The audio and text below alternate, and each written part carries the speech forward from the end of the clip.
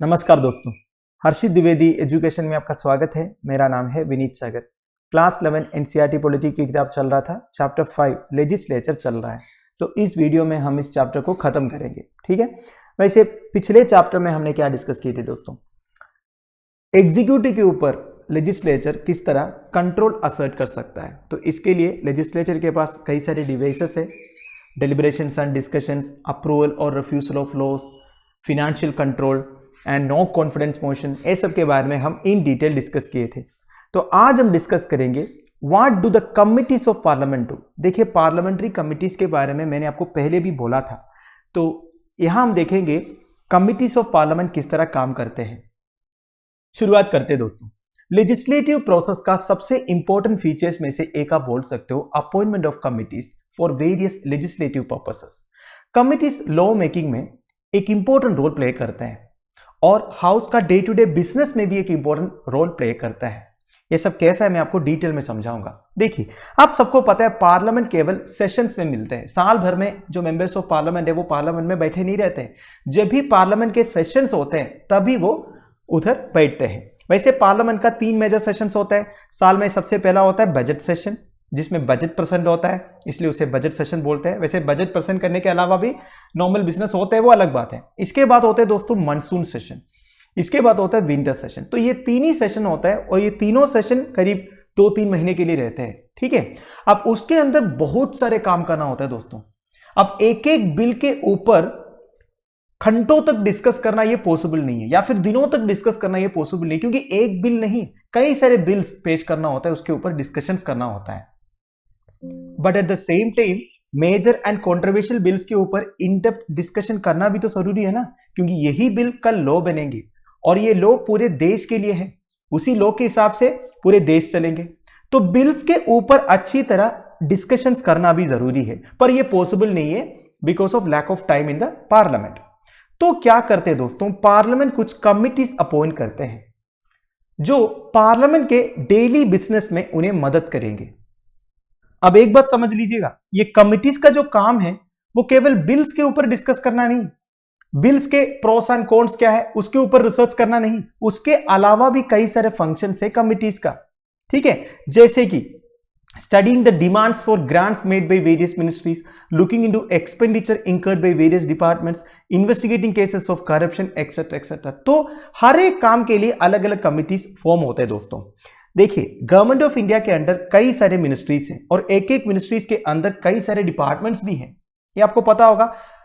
अब एक एक डिपार्टमेंट पैसे मांगते हैं गवर्नमेंट से कि हमें हमारा काम करने के लिए पैसे चाहिए।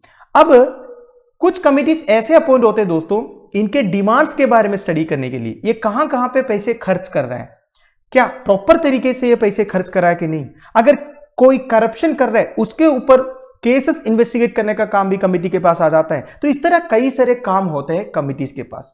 वैसे 1983 से इंडिया में system of parliamentary standing committees develop किया है। अभी के हिसाब से करीब 24 डिपार्टमेंटल रिलेटेड कमिटीज है दोस्तों। अब ये जो स्टैंडिंग कमिटीज है ये क्या करते हैं, मिनिस्ट्रीज के अंदर जितने डिपार्टमेंट्स है उनके वर्क को सुपरवाइज करते हैं। जैसे कि वो कहां पे पैसे खर्च कर रहा है, किसके लिए खर्च कर रहा है, ठीक है, प्रॉपर तरीके से वो काम कर रहा है या नहीं कर रहा है, ये सारे काम सुपरवाइज करने का काम है department related standing committee. Standing committees के अलावा जॉइंट पार्लियामेंट्री कमिटीज भी होते हैं दोस्तों। जॉइंट पार्लियामेंट्री कमिटीज तब सेटअप होता है जब एक पर्टिकुलर बिल के ऊपर डिस्कशंस करना होता है। जैसे मैंने आपको पहले का एग्जाम्पल दिया था, एक मेजर बिल जब पेश होता है वो कभी कभी presiding officer of the house joint parliamentary standing committees को रेफर करते हैं। वो उस बिल के प्रोस एंड कॉन्स क्या है उसके ऊपर रिसर्च करते हैं। इसके बाद वो पार्लियामेंट को अपना रिपोर्ट सबमिट करेंगे। अब बात यह है दोस्तों, पार्लियामेंट के पास जब ये रिपोर्ट आएगा उसको एक्सेप्ट करना कोई जरूरी नहीं है, वो चाहे तो रिफ्यूज भी कर सकता है। मतलब जॉइंट पार्लियामेंट्री कमिटीज का जो रिकमेंडेशन है उसे कंप्लीटली रिफ्यूज भी कर सकता है।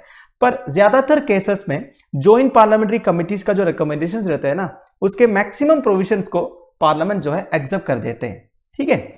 और जॉइंट पार्लियामेंट्री कमिटीज में लोकसभा एंड राज्यसभा से भी मेंबर्स रहते हैं, ये आपको ध्यान रखना है। अब ये देखिए दोस्तों, ये एनसीईआरटी की किताब में तो नहीं है, बस आपको समझाने के लिए मैं बता रहा हूं। ये मैंने लोकसभा का ऑफिशियल वेबसाइट से निकाला है। वैसे लोकसभा का जो ऑफिशियल वेबसाइट है वो भी मैं आपको दिखाऊंगा, तब आपको चीजें एकदम क्लियर हो जाएगा। ठीक है, बस मैं बेसिक्स बता रहा हूं। इन डिटेल एक्सप्लेनेशन के लिए आप हर्षित द्विवेदी नाम के साथ सर्च कीजिए, कोई भी कमेटी के बारे में आपको वीडियो मिल जाएगा, क्योंकि लक्ष्मीकांत की जो किताब है दोस्तों वो complete chapter wise sentence by sentence cover किया हुआ है, वो चैनल में अवेलेबल है। वो देखने से आपको चीजें एकदम क्लियर हो जाएगा।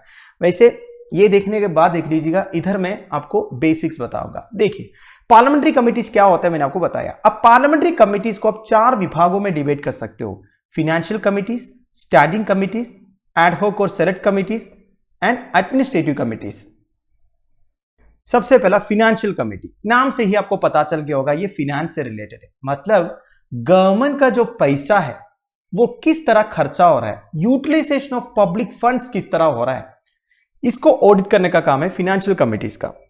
फिनेंशियल कमिटीज में 3 मेजर कमिटीज आता है। एक है पीएसी, पब्लिक अकाउंट्स कमिटी। ये क्या होता है, बेसिकली गवर्नमेंट ऑफ इंडिया कहां कहां पे खर्चा कर रहा है, उनका रेवेन्यू कितना है, एक्सपेंडिचर कितना है, ये सबको ऑडिट करने का काम है दोस्तों पब्लिक अकाउंट्स कमिटी का।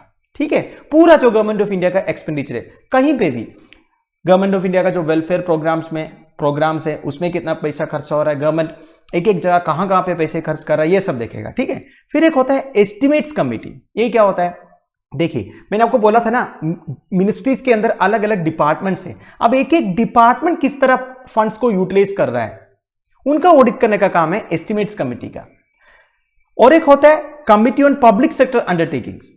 देखिए गवर्नमेंट ऑफ इंडिया के नीचे कई सारे पब्लिक सेक्टर अंडरटेकिंग्स है, जैसे कि इंडियन रेलवेज एक पब्लिक सेक्टर अंडरटेकिंग है, लार्जेस्ट पब्लिक सेक्टर अंडरटेकिंग है, Hindustan aeronautics limited, Bharat heavy electrics limited, Indian oil corporation, ये सब क्या है, पब्लिक सेक्टर अंडरटेकिंग आप बोल सकते हो। अब ये लोग कैसे पैसे खर्च कर रहे हैं, देखिए इनको भी गवर्नमेंट से पैसे मिलता है ना, वो भी तो खर्च कर रहा है, प्रोडक्शन भी कर रहा है, खर्च भी कर रहा है, तो इसको ऑडिट करने का काम है ये कमिटी का। तो ये फिनेंशियल कमिटीज के नीचे 3 मेजर कमिटीज आ गया: public accounts committee, estimates committee and committee on public sector undertakings.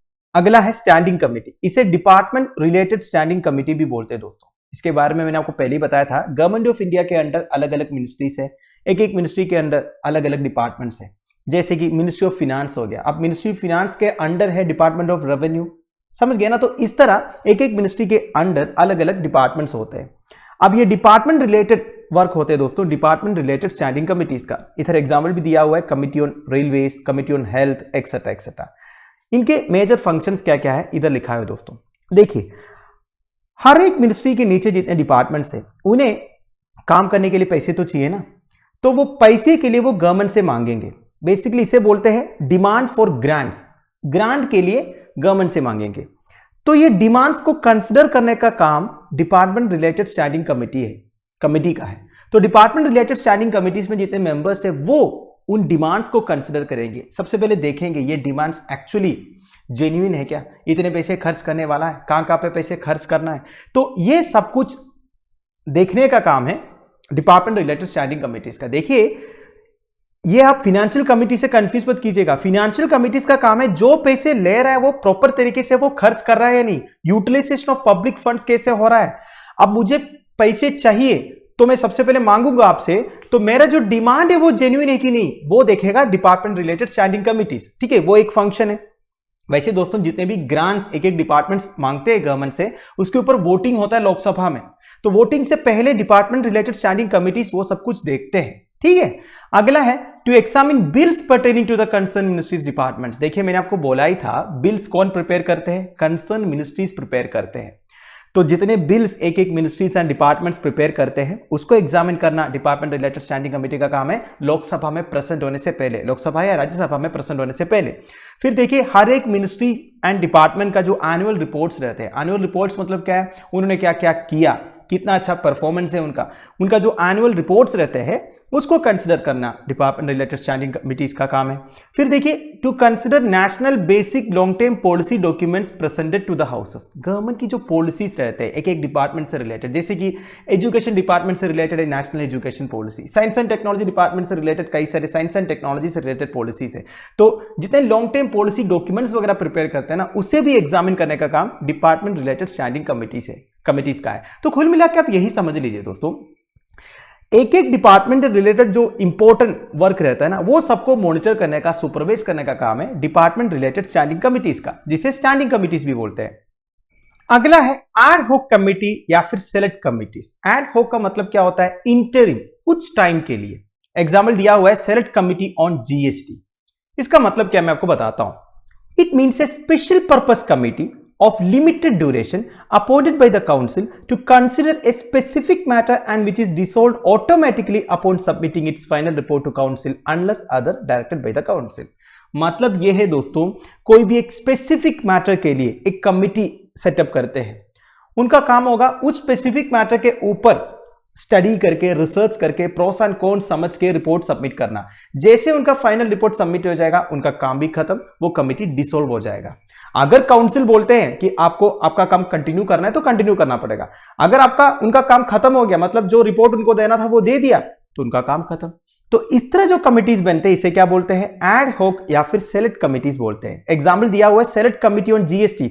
इनका काम था जीएसटी के ऊपर स्टडी एंड रिसर्च करना, क्योंकि जीएसटी करीब 2015 में, शायद 15 में या 17 में, एक बच्चे कीजिएगा, जुलाई 1 को गवर्नमेंट ने इंट्रोड्यूस किया था। तो तब काफी सारे प्रॉब्लम्स आए थे, तो जीएसटी के ऊपर स्टडी करने का काम था इस कमेटी का। ठीक है, तो इस तरह अलग अलग कमिटीज रहते हैं, आप खुद इमेजिन कर सकते हो। फाइनल है एडमिनिस्ट्रेटिव कमेटी। ये क्या होता है? नाम से ही आपको पता चल गया होगा दोस्तों, पार्लियामेंट के जो बिजनेस है वो किस तरह चलना चाहिए, ये डिसाइड करने का काम है एडमिनिस्ट्रेटिव कमिटीज का। मतलब सेशन कब शुरू होगा, सेशन कब एंड होगा, सेशन में क्या क्या चीजें डिस्कस होगा, पार्लियामेंट के रूल्स क्या क्या होना चाहिए, प्रिविलेजेस क्या क्या होना चाहिए, ये सब के बारे में अगर कुछ चेंजेस करना है, नया कुछ इंट्रोड्यूस करना है, ये सब करने का काम है एडमिनिस्ट्रेटिव कमिटीज का। अब ये देखिए दोस्तों, ये लोकसभा का ऑफिशियल वेबसाइट है। देखिए, parliament of India Lok Sabha house of the people. इसमें आपको कई सारे डिटेल्स मिल जाएगा पार्लियामेंट से रिलेटेड। इसमें मैं जाता हूं कमिटीज में। देखो, मैंने कमिटीज क्लिक किया तो अलग अलग कमिटीज हमें नजर आएगा इसमें। देखिए, सबसे ऊपर financial committees, estimates committee, public accounts committee, public undertaking, तीनों मैंने आपको बता दिया। फिर डिपार्टमेंट रिलेटेड स्टैंडिंग कमिटीज है। ये ओपन करने से आपको अलग अलग डिपार्टमेंट के कमिटीज के बारे में डिटेल्स मिल जाएगा, जैसे कि agriculture, animal husbandry, food and processing, chemicals and fertilizers, coal mines and steel, defence, energy, external affairs, finance, ये सारे डिपार्टमेंट से रिलेटेड कमिटीज है इसके अंदर। ठीक है, फिर एड होक कमिटीज के बारे में है। एड होक कमिटीज में देखिए कौन कौन सा है। Committee on food management in parliament house complex. Parliament house complex के अंदर फूड मैनेजमेंट से रिलेटेड कमिटी है। जैसे ही अपना रिपोर्ट सबमिट करेंगे, खत्म इनका काम। ठीक है, इसलिए इन्हें एड होक कमिटी बोलते हैं। फिर देखिए, committee on installation of portrait statues of national leaders and parliamentarians in parliament house complex. Parliament house complex के अंदर कौन कौन से नेशनल लीडर्स का स्टैच्यू होना चाहिए, पोर्ट्रेट होना चाहिए, ये सब के बारे में स्टडी करने के लिए एक एड होक कमिटी बनाया। तो इस तरह कई सारे एग्जाम्पल्स आपको मिलेगा। ठीक है, फिर अदर पार्लियामेंट्री स्टैंडिंग कमिटीज भी है दोस्तों, जैसे कि मैंने एडमिनिस्ट्रेटिव कमिटी के बारे में आपको बताया। Absence of members from sitting of the house. देखिए, कुछ मेंबर्स ऑफ पार्लियामेंट कल्टी मारते हैं। ठीक है, तो उन्हें पकड़ने के लिए कौन कौन से मेंबर्स हमेशा एब्सेंट रहते हैं, तो ये सब देखने के लिए ये कमिटी बनाया। फिर बिजनेस एडवाइजरी कमिटी, ये तो आपको नाम से ही पता चल गया होगा, पार्लियामेंट के जो बिजनेस है, सेशंस कब कब होना चाहिए, कितना टाइम एक एक चीज के लिए एलोकेट करना चाहिए, ये सब ये डिसाइड करेगा। फिर एम्पावरमेंट ऑफ वीमेन के लिए एक पार्लियामेंट्री स्टैंडिंग कमिटी बनाया हुआ है। ठीक है, तो फिर गवर्नमेंट एश्योरेंसेस, हाउस कमिटी, इस तरह कई सारे एग्जाम्पल्स आपको इधर दिख रहा है। तो ये साइट आप जरूर देखिए, इसमें बहुत कुछ है दोस्तों। ठीक है, डिबेट्स के बारे में, कितने पेपर्स लेड हुआ है, लेजिस्लेशन के बारे में, कौन कौन सा बिल इंट्रोड्यूस किया है, पास किया है, पेंटिंग है, लास्ट है, सब कुछ मिल जाएगा। ठीक है, ऐसे यूपीएससी एस्पिरेंट आपको Lok Sabha and Rajya Sabha official website visit करना चाहिए। इसमें आपको बहुत कुछ जेन्युइन डिटेल्स मिल जाएगा। तो ये रहा दोस्तों पार्लियामेंट्री स्टैंडिंग कमिटीज के बारे में। अब हम देखेंगे how does the parliament regulate itself. देखिए, parliament as mentioned earlier is a debating forum। देखिए, हाईएस्ट फोरम ऑफ डिबेट है देश का parliament. It is through debates that the parliament performs all its vital functions. Parliament के सारे functions perform करने के लिए पार्लियामेंट में क्या होता है? डिबेट होता है, आपस में बात करते हैं, कम्युनिकेशन होता है। Such discussions must be meaningful and orderly so that the functions of the parliament are carried out smoothly and its dignity is intact। देखिए, जितने भी डिस्कशंस होते हैं वो मीनिंगफुल होना चाहिए, ऑर्डरली होना चाहिए, प्रॉपर तरीके से होना चाहिए, सो दैट पार्लियामेंट के जो फंक्शन है वो स्मूथली हो जाए। पर अनफॉर्चुनेटली ये होते नहीं है दोस्तों। आपको पता है पार्लियामेंट में क्या होता है, जब भी कोई डिबेट शुरू हो जाता है आपस में झगड़ा होता है, हल्ला होता है, फिर अपोजिशन पार्टी वॉकआउट करते हैं, ये सब आपको देखने को मिलेगा। फिर भी आज सच ये सारे डिस्कशंस एकदम मीनिंगफुल होना चाहिए, हेल्थी डिस्कशंस एंड डिबेट होना चाहिए, जिससे कुछ प्रोडक्टिविटी हो, है कि नहीं। The constitution itself has made certain provisions to ensure smooth conduct of business. वैसे हमारा कॉन्स्टिट्यूशन पार्लियामेंट के जो बिजनेस है वो स्मूथली कंडक्ट होने के लिए कुछ प्रोविजंस बनाया है। वैसे पार्लियामेंट में चाहे वो लोकसभा हो या राज्यसभा हो, इनके फाइनल अथॉरिटी जो है in matters of regulating the business, मतलब पार्लियामेंट के अंदर जो बिजनेस चलता है उसको रेगुलेट करने का final authority presiding officer of the legislature के पास है। Who is the presiding officer? Lok Sabha में है तो स्पीकर, अभी के लिए बिरला साहब है। एंड कहां राज्यसभा है कि राज्यसभा है तो चेयरपर्सन ऑफ द राज्यसभा कौन है? वाइस प्रेसिडेंट ऑफ इंडिया, अभी के लिए वेंकैया नायडू साहब है। वो अभी चेंज हो जाएगा क्योंकि वाइस प्रेसिडेंट का इलेक्शन अभी होने वाला है। तो जैसे मैंने आपको बताया, पार्लियामेंटेरियंस को कंट्रोल करने के लिए या फिर मेंबर्स ऑफ पार्लियामेंट के बिहेवियर को कंट्रोल करने के लिए कॉन्स्टिट्यूशन में ही कई सारे प्रोविजंस प्रोवाइड किया हुआ है। जैसे कि एक एक मेंबर ऑफ पार्लियामेंट में क्या क्या कर सकते हैं, क्या क्या नहीं कर सकते हैं, किस तरह उनका बिहेवियर होना चाहिए, ये सब के बारे में। आपने एंटी डिफेक्शन लॉ के बारे में सुना होगा। क्या होता है ये एक तरीका है दोस्तों पार्लियामेंटेरियंस को कंट्रोल करने का। वो क्या है मैं आपको बताता हूं। देखिए, पार्लियामेंट में जितने मेंबर्स हैं वो सब इलेक्टेड है कि नहीं, डायरेक्टली या इनडायरेक्टली इलेक्टेड है। नॉमिनेटेड मेंबर्स को छोड़ के मैं बता रहा हूं। लोकसभा का ही बात कर लेते हैं। देखिए, लोकसभा में जितने मेंबर्स हैं आज के हिसाब से इलेक्टेड मेंबर्स हैं। अब वो सारे कहां से इलेक्ट हुआ है? एक एक कॉन्स्टिट्यूएंसी से इलेक्ट हुआ है, एक एक पॉलिटिकल पार्टी की टिकट से, है कि नहीं। अब एक एक पॉलिटिकल पार्टी में कई सारे लोग रहता है, जो एमपी बनना चाहता है, एमएलए बनना चाहता है, जो भी है। पर एमपी के लिए एक कॉन्स्टिट्यूएंसी से एक ही को टिकट मिलेगा ना, वो पार्टी टिकट में लड़ते हैं और जीत के आते हैं, तो वो पार्टी के लिए रिस्पॉन्सिबल है कि नहीं। पर what would happen if they decide to leave the party after getting elected? मान लीजिए एक एमपी बीजेपी टिकट से जीत के पार्लियामेंट पहुंचे, उसके बाद वो ये डिसाइड किए कि मैं पार्टी से रिजाइन कर देता हूं, मतलब एमपी बनने के लिए वो बीजेपी पार्टी का यूज किया, इसके बाद रिजाइन किया। ऐसा हो सकता है क्या? ऐसा हो सकता था कई सालों तक, इंडिपेंडेंस के बाद कई सालों तक ऐसा हो सकता था। पर फिर पार्टीज के बीच में एक एग्रीमेंट हुआ दोस्तों, अगर एक लेजिस्लेटर पार्टी टिकट से जीत के आता है पार्लियामेंट में, वो अपनी पॉलिटिकल पार्टी छोड़कर किसी और पॉलिटिकल पार्टी ज्वाइन नहीं कर सकते। इसको बोलते हैं दोस्तों एंटी डिफेक्शन लॉ। इसके लिए 1985 में कॉन्स्टिट्यूशन में एक अमेंडमेंट किया गया, 52nd अमेंडमेंट। 52nd अमेंडमेंट को एंटी डिफेक्शन अमेंडमेंट भी बोलते हैं। और 91st अमेंडमेंट से और थोड़ा चेंजेस भी किया गया, बेसिकली एंटी डिफेक्शन से related. Now the presiding officer of the house is authority who takes final decision on all such cases. अगर कोई एमपी इस तरह कुछ काम किया, मतलब कोई पॉलिटिकल पार्टी के टिकट से जीत के आया और पार्लियामेंट में पहुंचने के बाद वो उस पॉलिटिकल पार्टी से रिजाइन करके दूसरे पॉलिटिकल पार्टी ज्वाइन किया, अगर ऐसा करेंगे तो इसके ऊपर इन्वेस्टिगेशन करने का, इसके बाद फाइनल डिसीजन लेने की authority presiding officer of the house के पास है। अगर लोकसभा एमपी है तो स्पीकर डिसाइड करेंगे, राज्यसभा एमपी है तो chairman of the Rajya Sabha decide करेंगे। एंड अगर प्रूव हो जाता है कि एक लेजिस्लेटर इस तरह डिफेक्ट हुआ है तो उनका जो मेंबरशिप है वो कैंसल हो जाएगा, ठीक है। Besides such a person is also disqualified from holding any political office like ministership. फिर वो कोई भी पॉलिटिकल ऑफिस भी होल्ड नहीं कर सकता, मतलब वो मिनिस्टर नहीं बन सकता। इस तरह पनिशमेंट्स है। वैसे दोस्तों एंटी डिफेक्शन लॉ के बारे में 1.5 मिनट में मैंने आपको बता दिया, पर इतना काफी नहीं है, एनसीईआरटी से, इसलिए बस इतना है। अगर आपको एंटी डिफेक्शन लॉज के बारे में इन डिटेल जानना है, कौन कौन से प्रोविजन से, मतलब कब कब एक लेजिस्लेटर डिफेक्ट हुआ ये मानते हैं, ये सब के लिए आपको हर्षित द्विवेदी नाम के साथ एंटी डिफेक्शन लॉ सर्च करना है। एक तो आपको लक्ष्मीकांत पॉलिटी की किताब का एक्सप्लेनेशन मिल जाएगा। इसके अलावा कम से कम 4-5 वीडियोस अवेलेबल है दोस्तों चैनल में, जिसमें हमने एंटी डिफेक्शन लॉ के बारे में, अलग अलग सर्कमस्टेंसेस के बारे में एक्सप्लेन किया हुआ है, जरूर देख लीजिएगा। तो इधर लिखा है व्हाट इज डिफेक्शन। डिफेक्शन क्या है, बस ये लिखा है, ज्यादा डिटेल्ड एक्सप्लेनेशन नहीं है, मैं फिर से आपको बता रहा हूं। If a member remains absent in the house when asked by the party leadership to remain present or votes against the instructions of the party or voluntarily leaves the membership of the party, it is deemed as defection. देखिए एक तो हो गया defection, एक party ticket से जीत के आने के बाद उस पार्टी से रिजाइन करना, रिजाइन करके दूसरा कोई पॉलिटिकल पार्टी ज्वाइन करना, रिजाइन करना ही बस है, रिजाइन करने से वो डिफेक्शन माना जाएगा। अब दूसरे पॉलिटिकल पार्टी वो ज्वाइन कर रहे हैं नहीं कर रहे हैं वो अलग बात है।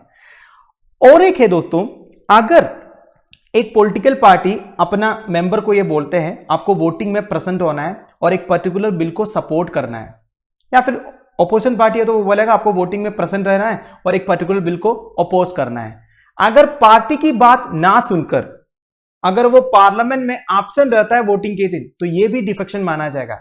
क्योंकि देखिए दोस्तों, पार्टी का डिसीजन होता है एक पर्टिकुलर बिल को या पॉलिसी को अपोज करना या सपोर्ट करना। अब पार्टी का डिसीजन इंप्लीमेंट करने के लिए मेंबर्स ऑफ पार्लियामेंट का सपोर्ट तो चाहिए ना, तो मेंबर्स ऑफ पार्लियामेंट अगर सपोर्ट नहीं करेंगे तो पार्टी का डिसीजन कैसे इंप्लीमेंट होगा, नहीं होगा। तो अगर पार्टी बोलने के बावजूद एक मेंबर एब्सेंट रहता है तो इसको भी डिफेक्शन माना जाएगा, क्योंकि वो एब्सेंट रहने से एक वोट कम हो जाएगा ना। पर देखिए दोस्तों, अनफॉर्चुनेटली पिछले 20 साल का एक्सपीरियंस से ये पता चला है ये एंटी डिफेक्शन अमेंडमेंट से इतना ज्यादा फायदा नहीं हुआ है, अभी भी डिफेक्शन हो रहा है। क्योंकि 1985 में जब 52nd अमेंडमेंट पास हुआ था, मतलब एंटी डिफेक्शन अमेंडमेंट पास हुआ था, उसमें यह लिखा हुआ था कि अगर एक पॉलिटिकल पार्टी के जितने मेंबर्स ऑफ पार्लियामेंट है उसमें से 1/3 एक साथ रिजाइन करते हैं तो उसे डिफेक्शन माना नहीं जाएगा। समझ गए? तो मान लीजिए एक मतलब पार्लियामेंट में टोटल 100 मेंबर्स ऑफ पार्लियामेंट है जो एक पॉलिटिकल पार्टी से, उसमें से अगर 1/3 मतलब करीब 33 मेंबर्स एक साथ रिजाइन करते हैं तो उसे डिफेक्शन नहीं माना जाएगा बल्कि उसे मर्जर माना जाएगा। पर 91st अमेंडमेंट जैसे आया उसे चेंज करके 1/3 को 2/3 कर दिया। मतलब अगर 2/3 2/3 ऑफ, समझ गए, 2/3 ऑफ मेंबर्स एक साथ रिजाइन करते हैं उससे डिफेक्शन नहीं माना जाएगा। पर आजकल जितने भी डिफेक्शंस होते हैं ना वो ऐसे ही होता है, कम से कम 2/3 of the members of parliament एक साथ रिजाइन कर देते हैं और दूसरे पॉलिटिकल पार्टी ज्वाइन करते हैं या फिर नए कोalition बनाते हैं। आपने देखा होगा है कि नहीं, जैसे कि महाराष्ट्र में हुआ और भी कई सारे स्टेट्स में हुआ, जैसे कि क्या बोलते हैं कर्नाटका में हुआ था, होते ही रहते हैं, आप अखबार में पढ़ते होंगे। पर it has given additional powers to the party leadership and the presiding officers of the legislatures over the members। थोड़ा ज्यादा पावर्स दिया है जरूर पार्टी लीडरशिप को and presiding officers of the house को। फिर भी मैं क्या बता रहा हूं, एंटी डिफेक्शन अमेंडमेंट का जो एक्चुअल मकसद था वो 100% पूरा नहीं हुआ है। तो दोस्तों that's the end of it. इससे हमारा चैप्टर 5 लेजिस्लेचर इधर खत्म हो रहा है। आई होप आपको वीडियो इंफॉर्मेटिव लगा होगा। आप लोगों की वैल्यूएबल सजेशंस एंड कमेंट्स आप मुझे प्लीज कमेंट बॉक्स में बता दीजिएगा। तो अगले वीडियो में हम चैप्टर 6 जुडिशरी शुरू करेंगे। तो ज्यादातर लोगों के साथ वीडियो को शेयर कीजिएगा। Thank you for watching, bye bye, have a nice day.